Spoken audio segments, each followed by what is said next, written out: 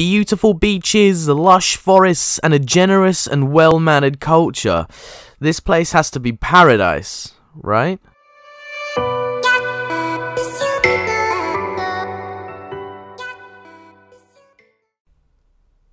The Price of Paradise has a simple, drawn-out plot but with a good premise.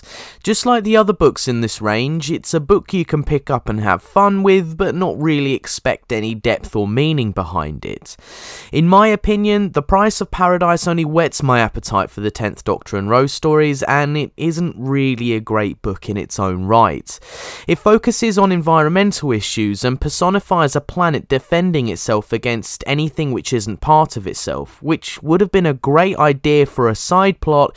However, I feel it hasn't got enough substance or strength to be written as a 249-page novel. I was disappointed when reading The Price of Paradise, and as much as it isn't the worst book I've ever read in Doctor Who, it's by no means the best. So Colin Brake is the author of this book and started his career out writing for EastEnders. You know, that action-packed show known for its complex and interesting plots. Who am I kidding? I'm sorry. He then went on to write for other soaps before retiring from that to write for Doctor Who in the early 2000s. Brake initially wanted to become the script editor for Who back in 1989, but due to the show being cancelled and his dream thwarted, he wrote a short story for the Virgin Decalogue series and a couple of other stories for the Big Finish range. He then wrote his first novel, Escape Velocity, for the 8th Doctor range, which I'm sure I'll get to reading in like 50 years' time. God, there's a lot. He then followed up with a PDA novel and then wrote a forgettable Big Finish audio for the monthly range. All that being said, Brake is certainly not new to Doctor Who writing, however he hasn't had much experience writing for other sci-fi media. So the plot takes place on a planet called Laura, a paradise planet, a beautiful planet where peace-loving aboriginals supposedly live in harmony with their environment. Years ago, a human called Rez arrived on the planet as a baby in an escape pod and was adopted by the native people. The Doctor and Rose arrived to answer a distress signal from the group of scientists who were shot down by an EMP, only to find that this once perfect ecosystem is showing signs of failing. Natural disasters are becoming more frequent and creatures from ancient legends are appearing and attacking people. The Doctor realises that the planet has a perfect ecosystem. When left alone, it's paradise, but when alien objects try to visit the planet, the equation becomes unbalanced, and the planet causes natural disasters to try and repair itself, one of which was the EMP which caused the human ship to crash land in the first place. The Doctor discovers that the native inhabitants of the planet are turning into creatures that are attacking them, and that they are trying to protect the planet's perfect ecosystem by destroying anything that's foreign to it, just like white blood cells defending your body against viruses. After a lot of running around ancient temples and preventing human sacrifices, the Doctor and Rose encourage the humans to leave the planet, taking Rez with them and leaving themselves. The book ends with the Doctor and Rose contemplating how a place that perfect should never be touched or visited again. As stated earlier in the review, I think my main issue with The Price of Paradise is that it doesn't really grip you.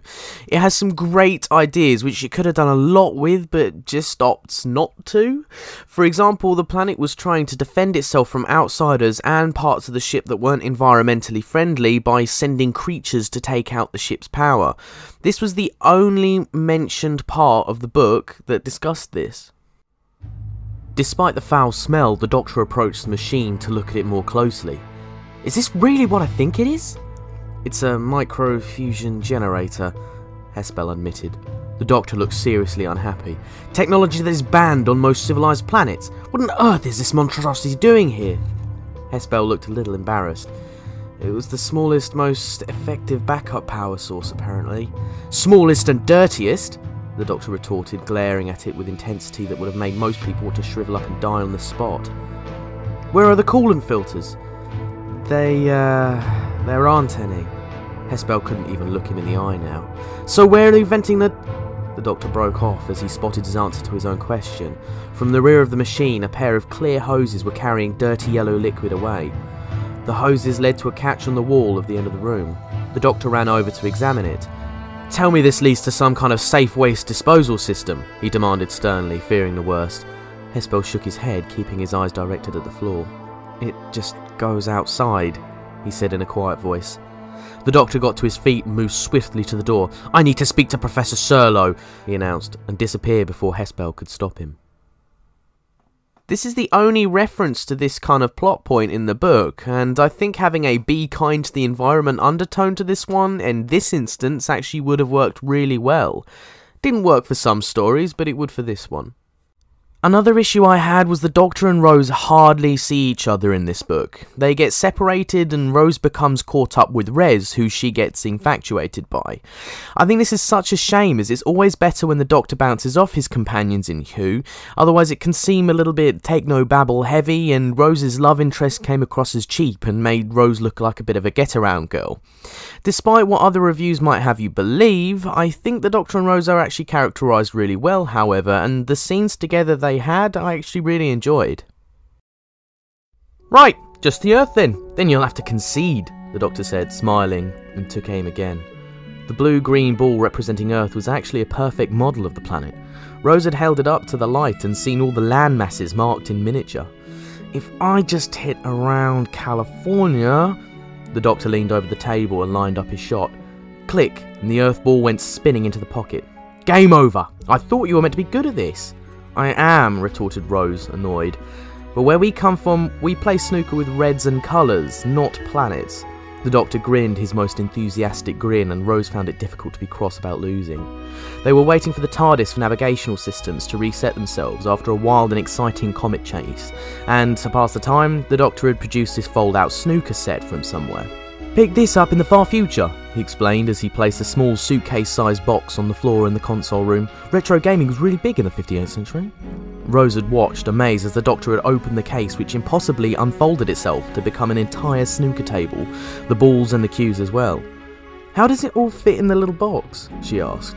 The Doctor just winked at her. "Hard light compression," was his baffling reply. "You what?" "You really don't want to know." It was nice to see someone do the 10th Doctor well, as I think some writers struggled to get his proper mannerisms and characteristics into word form. The other characters weren't so well written, however, as the book just seems to tell you a bunch of backstories about different space crew at the beginning of the book, and then it expects you to remember them all. It doesn't really work like that, Break. We'll only remember characters if you show me their traits and tendencies, not if you reel off a bunch of facts about them within the first 5 minutes. It's a classic example of the difference between telling a story and showing a story, which Doctor Who writers tend to fall into the trap of. If you tell me what's happening, I'm not going to feel involved. However, if you show me what's going on, I will feel invested. If you tell me that a character has military service, I'll probably forget it. However, if you define that character by having more military mind through his actions and give hints to his past and make him sound more interesting, it will make me remember who he is more. There is a very big difference. So I can sit here and pick apart this book for individual things I didn't like about it, but I think the biggest issue I feel with the story was that it was padded and drawn out, and it did feel bland. This is a real shame, as some parts of the book felt so exciting and interesting, like when the natives' camps were being destroyed by the creatures and Rose found out they were vulnerable to a certain type of tea, or when we discover that the natives are actually turning into these creatures. These parts were easily the best bits of the book, but it took too long to get to them, and it struggled to keep my interest. Overall, The Price of Paradise has some strong ideas, but is filled with padding. The main characters were written well, but everyone else suffered in this department, unfortunately. It's worth a read if you want something light and non-committal, however, don't get your hopes up for a groundbreaking story, as it just simply isn't. I'm going to give this one a 4 out of 10. Great potential, but poorly executed. Okay, thank you very much for watching this video. This is the end of the review, I'm afraid. I'm not sure what sort of 10th Doctor book I should be doing next. I'm thinking maybe The Eyeless, but I have no idea, so I'm completely led by you guys. Let me know down in the comments what you'd like me to do.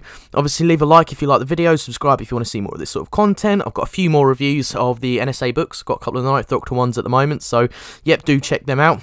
And obviously, I hope you have a fantastic day. Thank you very much.